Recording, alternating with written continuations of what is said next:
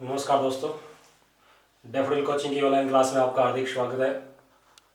हिंदी के अंदर हमने समास पढ़ रहे थे और समास के जो 6 भेद हैं उसमें हमने अविभाव समास पढ़ लिया है और एक तत्पुरुष समास पढ़ लिया है। ठीक है ना। अविभाव समास के अंदर हमने पढ़ा है कि पहला पद इसका प्रधान होता है, लगभग आपको पहला पद क्या मिलेगा, उपसर्ग या अव्यय मिलेगा।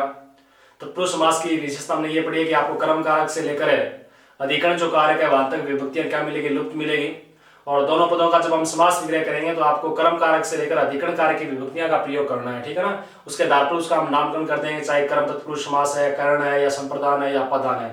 तो इस प्रकार हमने तत्पुरुष समास के बारे में विस्तार से पढ़ दिया था। आज हम समास का जो तीसरा भेद है कर्मधारय समास के बारे में पढ़ेंगे। ठीक है ना। समास के जो 6 भेद है उसमें हमने 2 पढ़ लिए हैं, अविभाव पढ़ लिया है, तत्पुरुष पढ़ लिया है और आज हम पढ़ेंगे कर्मधारय समास। अब देखो, हमने पदों की प्रधानता के आधार पर समास के भेद कितने पढ़े हैं, 4 पढ़े हैं। और वैसे सामान्य रूप से आपको समास पूछे तो कितने हैं, 6 हैं। पदों की प्रधानता के आधार पर हम बात करें तो तत्पुरुष समास है, उसका कौन सा पद प्रधान होता है, दूसरा होता है।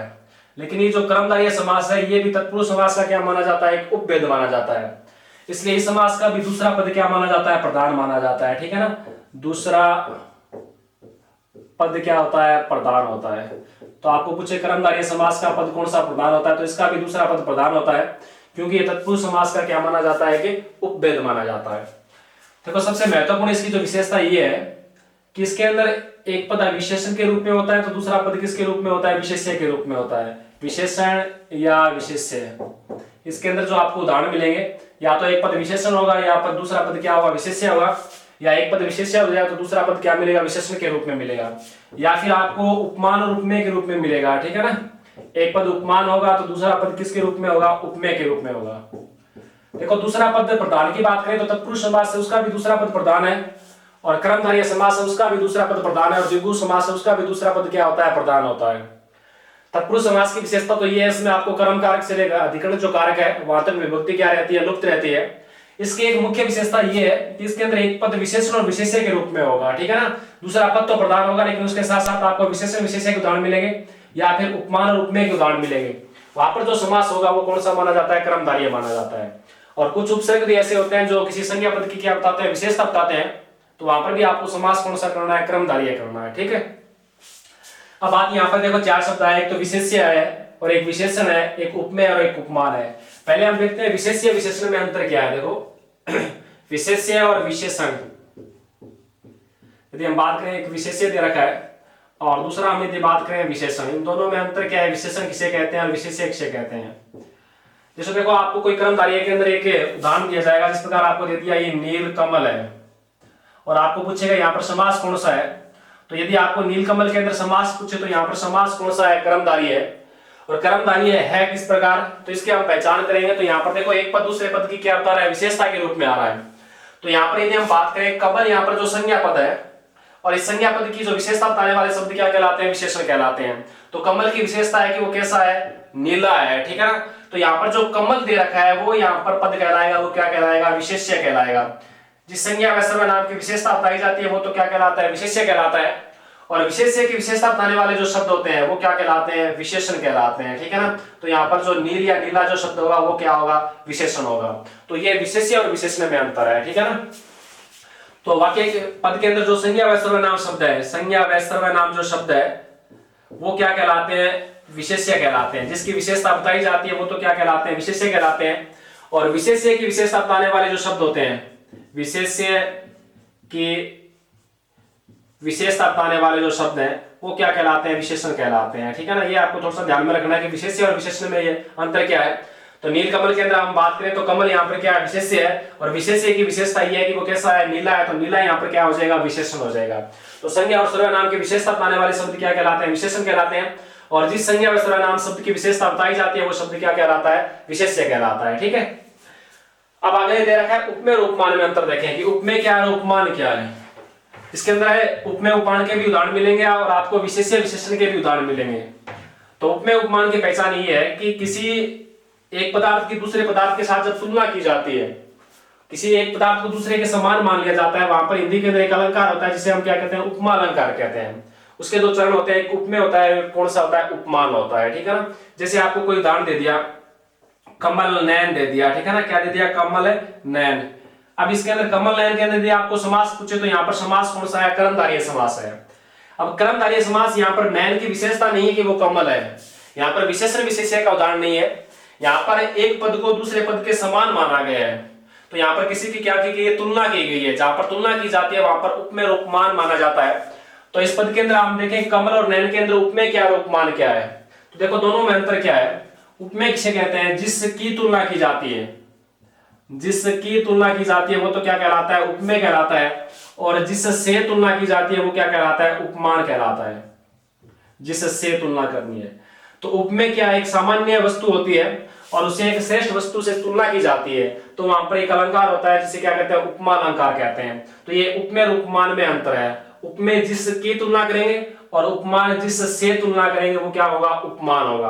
तो यहाँ पर देखो कमल नयन है, यहाँ पर किसी जो नायिका के जो नयन है वो किसके समान मान लिए गए हैं, कमल के समान मान लिए गए हैं, ठीक है ना। तो यहाँ पर जो सामान्य नयन है वो तो क्या हो गया, उपमेय हो गया। नयनों की हम तुलना कर रहे हैं तो ये नयन तो क्या हो गया, उपमेय हो गया, और नयनों को किसके समान मान लिया गया, कमल के समान मान लिया गया, ठीक है ना। जिससे तुलना कर रहे हैं, तो जिससे तुलना कर रहे हैं हम किससे कर रहे हैं, कमलों से कर रहे हैं, तो ये क्या हो जाएगा, उपमान हो जाएगा। तो कहने का तात्पर्य इसके अंदर उपमेय और उपमान के वाले उदाहरण भी मिलेंगे। तो यहाँ पर पहला पद उपमान आ रहा है, दूसरा पद किसके रूप में आ रहा है, उपमेय आ रहा है। तो इस प्रकार के जो पद उनका समास विग्रह करेंगे तो ये क्या हो जाएगा, कमल के समान है जो नयन हो जाएगा, ठीक है। तो कर्मधारय समास की एक विशेषता तो हमने ये पढ़ी, इसका दूसरा पद क्या होता है, प्रधान होता है। एक इसके अंदर विशेषण विशेष्य के उदाहरण मिलेंगे, एक आपको उपमान और उपमेय के उदाहरण मिलेंगे। कुछ उदाहरण आपको ऐसे भी मिल सकते हैं जहां पर दोनों पद क्या आ सकते हैं, विशेषण भी आ सकते हैं, दोनों पद विशेष्य के रूप में भी आ सकते हैं, दोनों पद उपमान के रूप में भी आ सकते हैं, ठीक है। लेकिन ज्यादातर आपको जो उदाहरण है वो आपको किसके रूप में मिलेंगे, विशेषण विशेष्य के रूप में मिलेंगे, ठीक है। अब देखो कर्मधारय समास के अंदर उदाहरण किस प्रकार आएंगे और उनकी हम पहचान किस प्रकार करेंगे।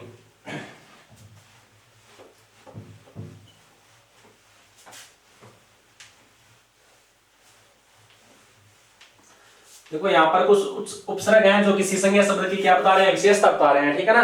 और उपसर्ग जो संज्ञा शब्द की विशेषता बताएंगे वहां पर आपको कौन सा करना है, कर्मधारय समास करना है। जैसे कोई दे दिया आपको उदाहरण दे दिया, सदगति दे दिया, एक सदगति दे रखा है, एक सदाचार दे रखा है, एक सद्गुण दे रखा है, एक उदाहरण आपको दे रखा है, सज्जन दे रखा है, एक उदाहरण आपको सन्मार्ग दे रखा है, सन्मार्ग, एक उदाहरण आपको सन्मति दे रखा है, एक उदाहरण आपको परमाणु दे रखा है, एक उदाहरण आपको परमात्मा दे रखा है। परमाणु है, परमात्मा है, सज्जन है, सन्मार्ग है, इस प्रकार के जितने भी उदाहरण है यहाँ पर क्या आ रहा है, पहला पद उपसर्ग के रूप में आ रहा है, ठीक है ना। अन्य उदाहरणों की हम बात करें, जिस प्रकार आपको दे दिया एक खुशबू, यहाँ पर भी कर्मधारय समास है। इसी प्रकार आपको दे दिया बदबू, यहाँ पर भी कर्मधारय समास है। इसी प्रकार आपको दे दिया अधपका,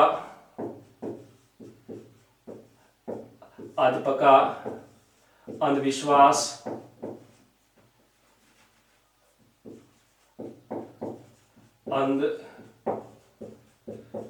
अंधविश्वास, या हम देखें इस प्रकार आपको दे दिया नील गाय,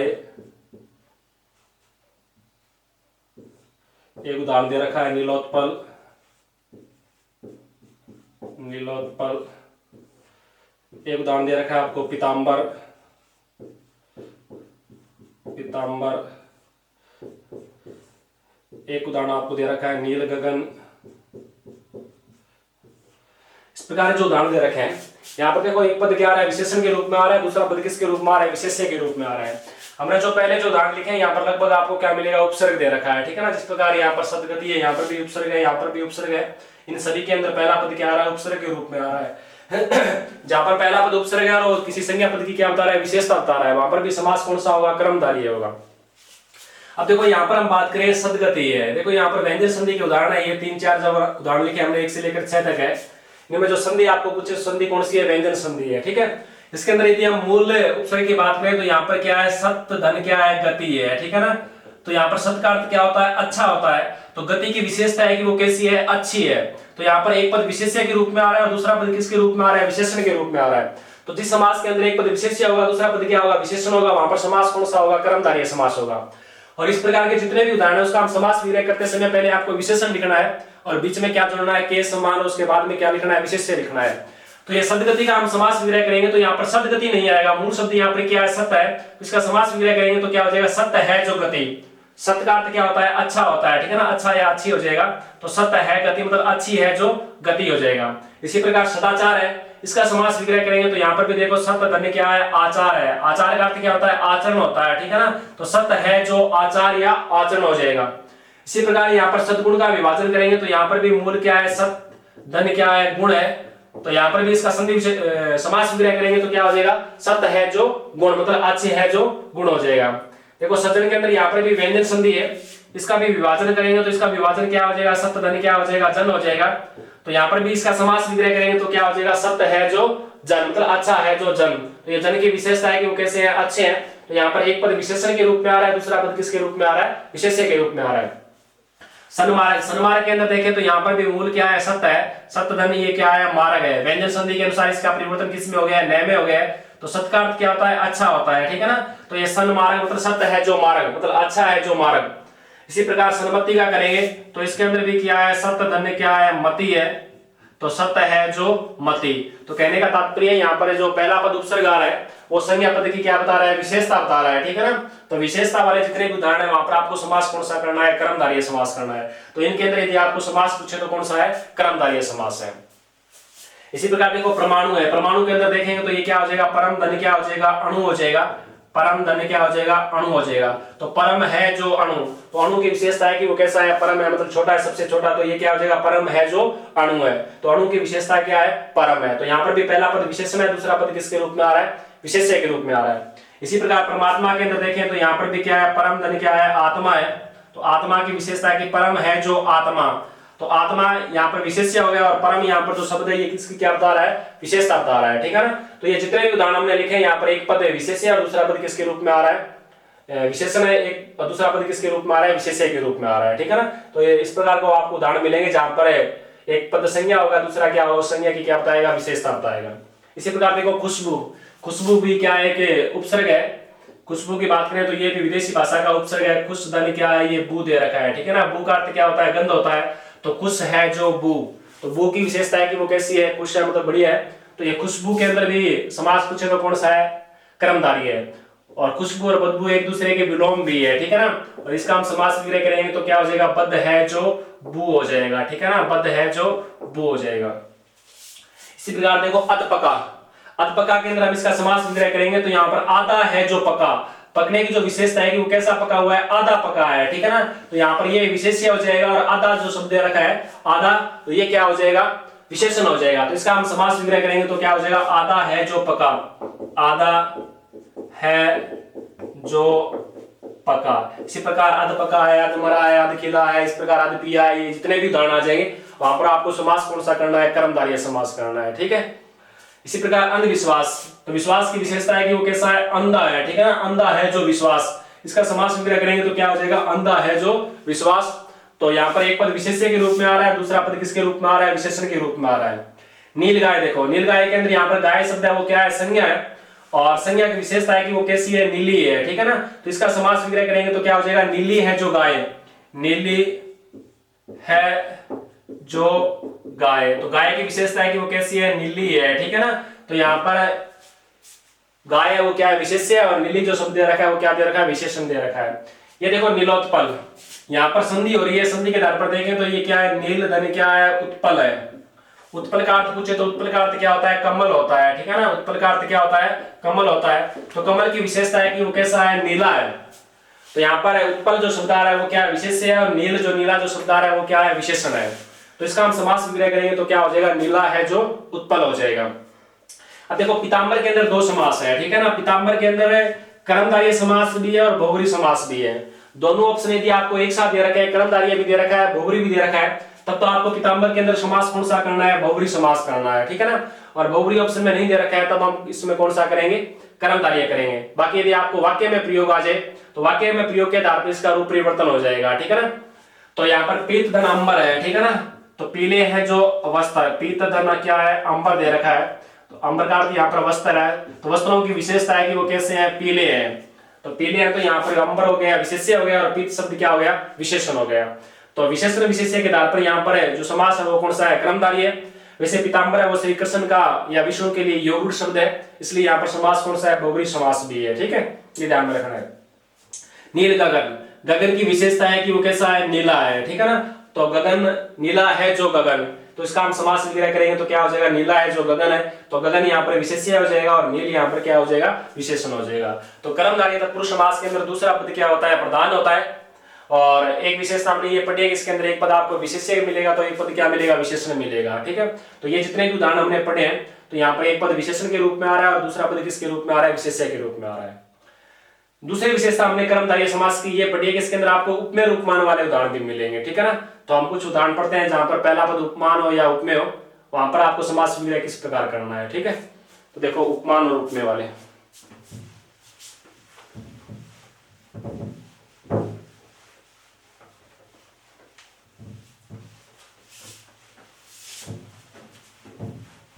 विशेष्य विशेषण के बाद में आप उपमेय और उपमान वाले उदाहरण पढ़ेंगे। और उपमेय और उपमान में हमने अंतर पढ़ लिया कि जिसकी तुलना की जाती है वो उपमेय होता है और जिससे तुलना की जाती है वो क्या कहलाता है, उपमान कहलाता है। और इन दोनों पदों के मध्य हम के समान का प्रयोग करेंगे या फिर रूपी शब्द का भी प्रयोग किया जाता है, ठीक है ना। अब देखो उदाहरण किस प्रकार पूछे जाएंगे। जैसे आपको उदाहरण दे दिया एक मुख चंद्र या चंद्रमुख,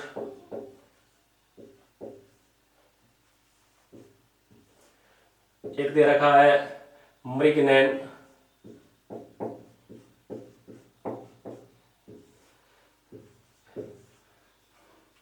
एक दे रखा है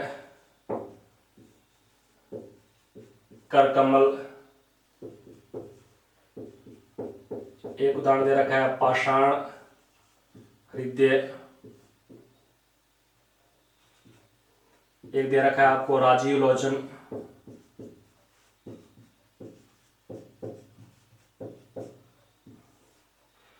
एक उदाहरण दे रखा है आपको देहलता,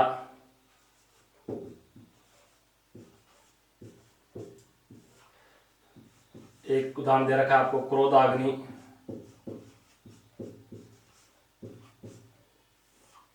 ठीक है ना। इस प्रकार के आपको उदाहरण मिलेंगे, चंद्रमुख है या मृगनयन है, या आपको एक उदाहरण दे दिया मीनाक्षी।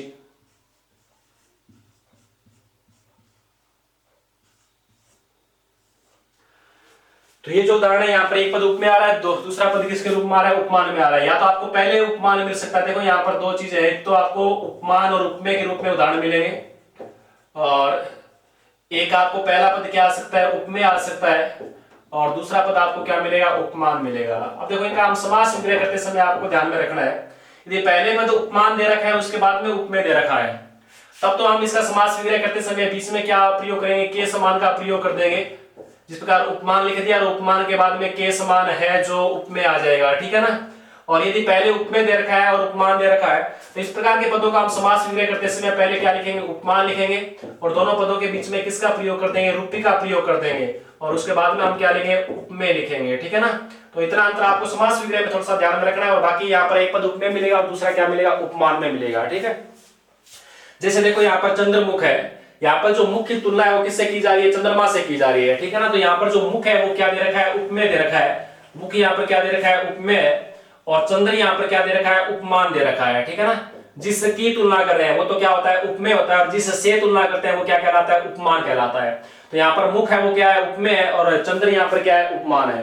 तो यहाँ पर पहला पद है वो किसके रूप में आ रहा है, उपमान के रूप में आ रहा है, और दूसरा पद किसके रूप में आ रहा है, उपमेय के रूप में आ रहा है। तो इस प्रकार के जो उदाहरण उनका हम समास विग्रह करते समय आपको समास विग्रह किस प्रकार करना है, तो हम लिखेंगे चंद्रमा, चंद्र के समान या चंद्रमा के समान, चंद्र के समान है जो मुख, ठीक है ना। इस प्रकार के यदि पदार्थ हैं तो उनका हम समास विग्रह करते समय आपको बीच में उपमान और उपमेय के मध्य क्या जोड़ना है, के समान है जो का प्रयोग करना है, ठीक है ना।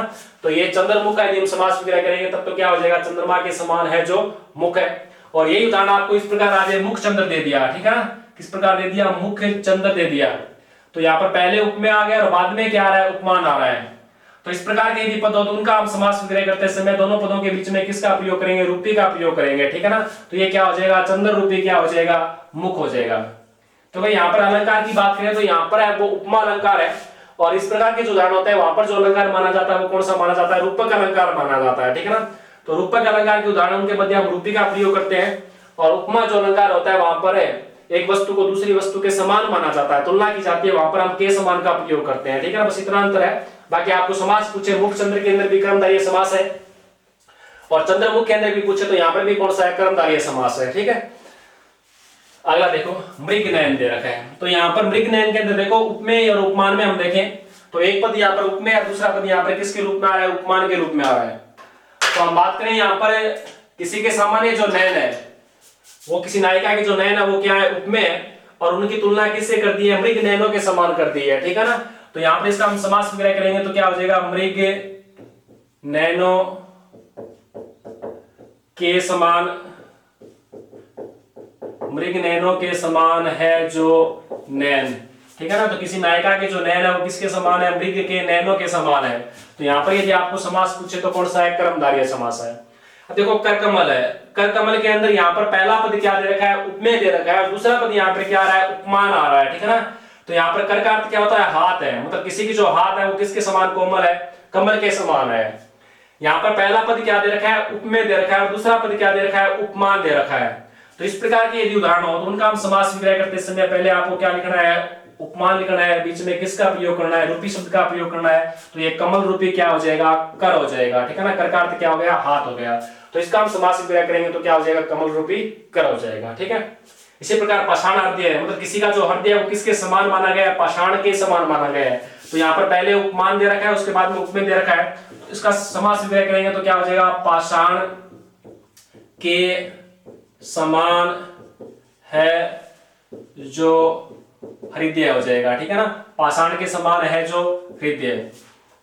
इसी प्रकार देखो राजीव लोचन है, मतलब किसी के जो लोचन मतलब नेत्र है वो किसके समान मान लिया, राजीव मतलब कमल के समान है, ठीक है ना। तो यहाँ पर भी हम समास विग्रह करेंगे तो यहाँ पर भी राजीव के समान है जो लोचन हो जाएगा, ठीक है ना। राजीव के समान है जो लोचन, यहाँ पर भी कर्मधारय समास है।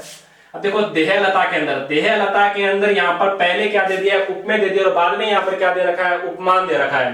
मतलब किसी का देह मतलब जो शरीर है उसको किसका रूप दे दिया गया, लता का रूप दे दिया गया, ठीक है ना। तो इस प्रकार के यदि उदाहरण हो तो उनका हम समास विग्रह करते समय आपको क्या करना है, लता रूपी क्या हो जाएगा, देह हो जाएगा, लता रूपी क्या हो जाएगा, देह।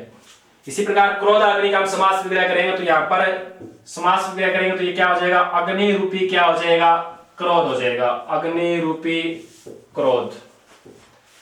अब मीनाक्षी के अंदर देखो यहाँ पर किसी के जो अक्षी मतलब जो नेत्र है वो किसके समान है, मीन मतलब मछली के जो नेत्रों के समान है, ठीक है ना। तो यहाँ पर पहले उपमेय दे रखा है, उपमान दे रखा है, उसके बाद में क्या दे रखा है, उपमेय दे रखा है। तो इसका समास विग्रह करेंगे तो क्या हो जाएगा, मीन अक्षी के समान है जो नेत्र, मीन अक्षी के समान है जो अक्षी, अक्षी का अर्थ क्या होता है, नेत्र होता है, ठीक है। तो इस प्रकार आपको उपमेय उपमान वाले उदाहरण मिलेंगे, ठीक है ना। केवल आपको समास विग्रह करते समय थोड़ी सी बात ध्यान में ये रखनी है कि यदि आपको पहले उपमान और बाद में उपमेय दे रखा है तब तो आपको के समान का प्रयोग करना है, और यदि आपको पहले उपमेय और बाद में उपमान देना है तो दोनों पदों के बीच में किसका प्रयोग करना है, रूपी का प्रयोग करना है। बाकी इनमें कोई समास विग्रह के आधार पर कोई गलत नहीं होगा। बाकी आपको समास का नाम पूछा जाएगा कि जिस प्रकार चंद्रमुख के अंदर समास कौन सा है, मृग नयन है, करकमल है, पाषाण हृदय है, राजीव लोचन है, देहलता है, विद्याधन है, इस प्रकार के जितने भी उदाहरण है, ठीक है ना। तो जहां पर उपमेय और उपमान वाले जो पद आ रहे हैं वहां पर समास कौन सा होता है, कर्मधारय समास होता है, ठीक है। तो कर्मधारय समास के अंदर अपने एक विशेष्य विशेषण वाले उदाहरण पढ़ लिए हैं, और एक हमने कौन से पढ़ लिए हैं, उपमेय उपमान वाले उदाहरण पढ़ लिए हैं। तो आपका ये कर्मधारय समास के अंदर जो विशेषता है वो आपका कर्मधारय समास हमने कंप्लीट कर लिया है, दोनों प्रकार के उदाहरण हमने पढ़ लिए हैं, ठीक है। तो समास के जो 6 भेद है उसमें से हमने 3 पढ़ लिए हैं। एक आपका अविभाव समास हो गया, एक तत्पुरुष समास हो गया, एक कर्मधारय समास है, और एक जो समास है वो कौन सा है, द्विगु समास है। अगला हम जो समास पढ़ेंगे चौथा वो है द्विगु समास है। देखो चौथा समास की यदि हम बात करें तो चौथा जो समास है वो है द्विगु समास। अब देखो द्विगु समास भी एक तत्पुरुष समास का क्या माना जाता है, उपवेद माना जाता है। तो इसकी विशेषता के अंदर देखें तो इसका भी दूसरा पद क्या माना जाता है, प्रधान होता है, ठीक है ना। इसका दूसरा पद क्या होता है, प्रधान होता है, क्योंकि ये तत्पुरुष समास का क्या माना जाता है, उपवेद माना जाता है। तो इसमें अंतर क्या है, देखो हम पहचान किसमें करेंगे, इसके अंदर जो पहला पद आपको क्या मिलेगा, संख्यावाची मिलेगा। जिस प्रकार हमने कर्मधारय की पहचान ये पढ़ी है कि वहां पर आपको विशेषण विशेष्य मिलेगा, उसी प्रकार द्विगु समास की विशेषता है कि यहाँ पर एक पद क्या होगा, संख्यावाची होगा, तो दूसरा पद आपको किसके रूप में होना चाहिए, संज्ञा के रूप में होना चाहिए, ठीक है ना। एक पद संख्यावाची आ रहा है, दूसरा पद क्या आ रहा है, संज्ञा आ रहा है, तो वहां पर जो समास माना जाता है वो कौन सा माना जाता है, द्विगु समास माना जाता है। ये आपको ध्यान में रखना है, ठीक है ना। तो जिस समास के अंदर पहला पद संख्यावाची होता है तो वहां पर समास कौन सा होता है, द्विगु समास होता है। लेकिन जो संख्याएं हैं, संख्याओं के अंदर द्विगु समास नहीं होगा, ये आपको ध्यान में रखना है। जैसे कोई आपको ये दे दिया 25 दे दिया, और 25 के अंदर यदि आपको समास पूछे तो यहाँ पर द्विगु समास नहीं है, क्योंकि द्विगु समास के अंदर एक पद संख्यावाची होगा तो दूसरा क्या आना चाहिए, संज्ञा आना चाहिए, ठीक है ना। तो यहाँ पर तो इसका हम समास विग्रह करेंगे तो यहाँ पर तो क्या है, 5 और 20 है, ठीक है ना, 5 और 20, तो यहाँ पर दोनों पद क्या आ रहे हैं, संख्यावाची आ रहे हैं। इसका मतलब यहाँ पर जो समास है वो कौन सा है, द्वंद्व समास का उदाहरण है। बाकी यहाँ पर पहला पद संख्यावाची आ रहा है, दूसरा पद क्या आ रहा है, संज्ञा। जैसे दे दिया आपको चौराहे दे दिया, अब चौराहे के अंदर यदि आपको समास पूछे तो यहाँ पर जो समास है वो कौन सा है, द्विगु समास है, क्योंकि इसका हम समास विग्रह करेंगे तो 4 राहों का समार है, ठीक है ना। तो 4 राहों का समार, तो यहाँ पर पहला पद क्या आ रहा है, संख्यावाची आ रहा है, और दूसरा पद यहाँ पर राहे क्या है, संज्ञा है। तो इस प्रकार के यदि जहां पर उदाहरण आएंगे वहां पर जो समास होगा वो कौन सा होगा, द्विगु समास होगा, ठीक है। और आपको ये द्विगु शब्द के अंदर यदि समास पूछे तो यहाँ पर भी जो समास है वो कौन सा है, द्विगु समास है। इसका भी यदि हम समास विग्रह करें तो द्विगु का अर्थ क्या होता है, दो होता है, ठीक है ना। और गु का अर्थ यहाँ पर क्या लिया गया है, गाय लिया गया है, दो गायों का समार, या तो यहाँ पर दो गायों का समार है, ठीक है ना। द्विगु का यदि हम समास विग्रह करेंगे तो दो गायों का समार हो जाएगा। तो यहाँ पर एक पद क्या आ रहा है, संख्यावाची आ रहा है, दूसरा पद क्या आ रहा है, संज्ञा आ रहा है, तो यहाँ पर समास कौन सा है, द्विगु समास है, ठीक है ना। तो द्विगु समास की आपको विशेषता ये ध्यान में रखनी है, एक पद संख्यावाची होगा, दूसरा पद क्या होगा, संज्ञा होगा। अब 5-7 उदाहरण देखो इसके।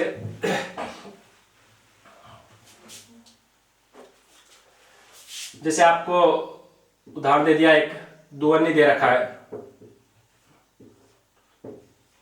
एक दुपट्टा दे रखा है, एक त्रिभुज शब्द दे रखा है, एक तिकोना दे रखा है, एक चौराहा दे रखा है। इसी प्रकार एक पचरंग दे रखा है, पंचरंग दे रखा है, षड्रस दे रखा है,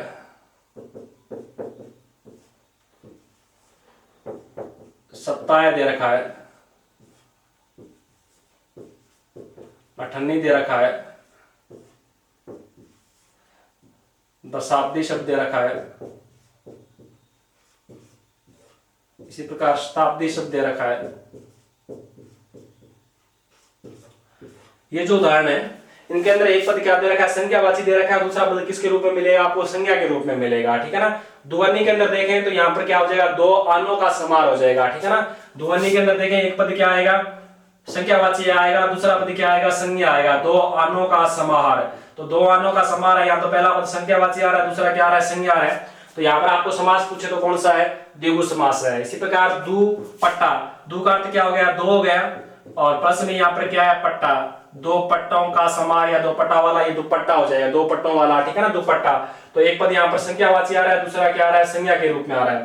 त्रिभुज, त्रिभुज के अंदर देखें तो 3 भुजाओं वाला हो जाएगा, ठीक है, 3 धन ये क्या है, भुजा है। तो एक पद संख्यावाची है, दूसरा पद यहाँ पर क्या है, संज्ञा आ रहा है। तो इसका समास विग्रह करेंगे तो क्या हो जाएगा, 3 भुजाओं वाला हो जाएगा। इसी प्रकार तिकोना के अंदर देखें 3 धन कोना है, तो ये 3 कोनों वाला हो जाएगा। तो यहाँ पर भी समास कौन सा है, द्विगु समास है। चौराहे के अंदर देखें तो यहाँ पर 4 राहों का समार है, 4 धन क्या है, राहे है, या 4 राहों का समाहार। तो यहाँ पर भी समास पूछे तो कौन सा है, द्विगु समास है। तो द्विगु समास की सामान्य सी विशेषता ये है कि इसके अंदर एक पद आपको क्या मिलेगा, संख्यावाची मिलेगा, दूसरा किसके रूप में मिलेगा, संज्ञा के रूप में मिलेगा, ठीक है। तो ये दुवन्नी है, दुपट्टा है, त्रिभुज है, तिकोना है, चौराहे का 4 राहों का समार हो जाएगा, पंचरंग मतलब 5 रंगों का समार हो गया। षड्रस के अंदर देखें तो यहाँ पर षट धन रस है, ठीक है ना, षट धन क्या है, रस है, तो 6 रसों का समार हो जाएगा। सप्ताह के अंदर देखें तो सप्त धन क्या है, अहन है। अहन का अर्थ क्या होता है, दिन होता है, ठीक है ना। तो ये 7 दिनों का समार हो जाएगा। इसी प्रकार अठनी के अंदर देखें तो 8 आनों का समार हो जाएगा। दशाब्दी के अंदर देखें तो यहाँ पर पहला पद क्या आ रहा है, 10 धन क्या आ रहा है, अब्दी आ रहा है, ठीक है ना। अब्दी का अर्थ क्या होता है, वर्ष होता है। तो 10 अब्दों का समार हो जाएगा। शताब्दी के अंदर करें तो यहाँ पर क्या है, सप्त धन क्या आ रहा है, अब्द या अब्दी है। तो ये सत का अर्थ क्या है, 100 है, ठीक है ना। तो ये 100 अब्दों का या 100 वर्षों का क्या हो जाएगा, समार हो जाएगा। तो कहने का तात्पर्य यही है कि द्विगु समास के अंदर दूसरा पद क्या होता है, प्रधान होता है। और मूल इसकी जो विशेषता है, इसके अंदर आपको एक पद संख्यावाची, दूसरा क्या मिलेगा, संज्ञा मिलेगा, ठीक है ना। लगभग उदाहरणों के अंदर आपको पहला पद संख्यावाची मिलेगा, दूसरा क्या मिलेगा, संज्ञा मिलेगा। कुछ अपवाद स्वरूप आपको मिल सकते हैं कि पहला पद संज्ञा आ जाए, दूसरा क्या आ जाए, संख्यावाची आ जाए। लेकिन सामान्य सी विशेषता इसकी ये है कि पहला पद आपको संख्यावाची, दूसरा संज्ञा दे रखा है, तो वहां पर समास कौन सा करना है, द्विगु समास करना है, ठीक है। लेकिन कुछ यहाँ पर अपवाद वाली हम बात देखें तो आपको, यदि आपको पहला पद संख्यावाची दे रखा है, दूसरा क्या दे रखा है, संज्ञा दे रखा है, लेकिन वो किसी अर्थ विशेष के कारण या स्थान विशेष के कारण यदि विशेष हो जाता है, तो वहां पर जो समास माना जाता है, वहां पर द्विगु समास न मानकर कौन सा करना है, आपको बहुव्रीहि समास करना है, ठीक है ना। बहुत सारे ऐसे उदाहरण हैं जहां पर दो समास होते हैं। तो यदि हम द्विगु और बहुव्रीहि दोनों की बात करेंगे तो वहां पर आपको दोनों समास दे रखे हैं, तो आपको वहां पर कौन सा करना है, बहुव्रीहि समास करना है। जैसे देखो चौमासा शब्द है, चौमासा के अंदर द्विगु समास भी है और बहुव्रीहि समास भी है। यहाँ पर हम समास विग्रह करेंगे तो ये 4 मासों का समार हो जाएगा, ठीक है ना, 4 मासों का समार। लेकिन ये चौमासा जो शब्द है वो क्या है, विशेष है। कोई भी हम 4 महीनों को चौमासा नहीं कह सकते हैं। वर्षा काल के जो 4 महीने विशेष होते हैं उसे क्या कहते हैं, चौमासा कहते हैं। और जो शब्द कोई विशेष हो जाता है और विशेष होते ही वो वहां पर जो समास हो जाता है वो कौन सा हो जाता है, बहुव्रीहि समास हो जाता है। यदि आपको दोनों ऑप्शन में दे रखा है, द्विगु भी दे रखा है और बहुव्रीहि दे रखा है, तो आपको चौमासा के अंदर पहले समास कौन सा करना है, बहुव्रीहि समास करना है, ठीक है ना। और बहुव्रीहि ऑप्शन में नहीं दे रखा है, तब आपको कौन सा करना है, द्विगु समास करना है। इसी प्रकार हम बात करें, एक शब्द दे रखा है आपको छत्तीसगढ़। अब छत्तीसगढ़ के अंदर देखो पहला पद क्या दे रखा है, संख्यावाची दे रखा है, और दूसरा पद यहाँ पर क्या दे रखा है, संज्ञा दे रखा है। लेकिन फिर भी यहाँ पर जो समास है वो कौन सा है, बहुव्रीहि समास है। क्योंकि यहाँ पर छत्तीसगढ़ों का है समूह है, जहां पर यहाँ छत्तीसगढ़ है जहां पर, तो ये एक राज्य विशेष हो गया है, ठीक है ना, राज्य विशेष का नाम हो गया। तो राज्य विशेष का नाम होते ही यहाँ पर जो समास हो जाएगा वो कौन सा चला जाएगा, बहुव्रीहि समास में चला जाएगा। ये आपको थोड़ा ध्यान में रखना है। कुछ उदाहरण ऐसे हैं जहां पर जो किसी कारण विशेष, अर्थ विशेष या पुस्तक विशेष के नाम है, या कोई स्थान विशेष का नाम है, या कोई पौराणिक पात्रों के जो नाम है, वहां पर यदि पहला पद संख्यावाची आ रहा है और दूसरा पद संज्ञा आता है, तो वहां पर जो समास कौन सा माना जाता है, बहुव्रीहि समास माना जाता है। यदि आपको बहुव्रीहि ऑप्शन में नहीं दे रखा है, तब आपको कौन सा करना है, द्विगु समास करना है, ठीक है ना। जैसे कोई शब्द दे दिया आपको दशानन। अब देखो दशानन के अंदर एक शब्द क्या आ रहा है, संख्यावाची आ रहा है, दूसरा क्या आ रहा है, संज्ञा आ रहा है। लेकिन ये दशानन किसका पर्यायवाची है, रावण का पर्यायवाची है, ठीक है ना। यहाँ पर तीसरा अर्थ क्या है, प्रधान है। तो यहाँ पर दशानन के अंदर जो समास होगा वो कौन सा होगा, बहुव्रीहि समास होगा, ठीक है ना। तो इस प्रकार आपको ये उदाहरण तो ध्यान में रखने हैं कि जो कोई अर्थ विशेष के कारण विशेष हो जाता है, या कोई पुस्तक विशेष का नाम आ रहा है, या कोई स्थान विशेष का नाम आ रहा है, या फिर कोई पौराणिक पात्रों के जो नाम आ रहे हैं, तो वहां पर पहला पद संख्यावाची दे रखा है, दूसरा संज्ञा दे रखा है, फिर भी आपको समास कौन सा करना है, बहुव्रीहि समास करना है, ठीक है ना। तो ये आपके द्विगु समास के बारे में हमने पढ़ लिया है। तो ये आपके जो समास है वो 4 कंप्लीट हो गए हैं। अविभाव हो गया, तत्पुरुष हो गया, और द्विगु हो गया, और कर्मधारय हो गया। आज के लिए इतना ही। धन्यवाद सभी को।